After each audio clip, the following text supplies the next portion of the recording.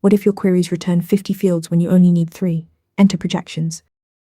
A projection in MongoDB is the second argument you pass to the find method. It tells MongoDB which fields to include or exclude from the query results. Instead of returning every field in a document, you get back only what you actually need. This gives you precise control over your query output.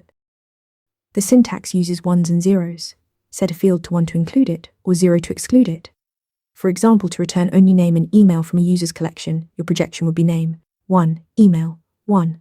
To hide the password field from results, you'd write password, 0. Simple and expressive. Here's a gotcha worth knowing. MongoDB always includes the _id field by default, even when you're using an inclusion projection. If you don't want it, you have to explicitly exclude it by setting _id to 0 in your projection. 2 quick rules to remember. Projections reduce network data transfer, which helps performance with large documents. And you cannot mix inclusions and exclusions in the same projection, except for _id, which is always the exception. Use projections to control returned fields, 1 to include, 0 to exclude. Remember _id needs explicit exclusion. Try it in your next query. Ready to practice for your next interview? Interview Mentor lets you answer real questions just like this one.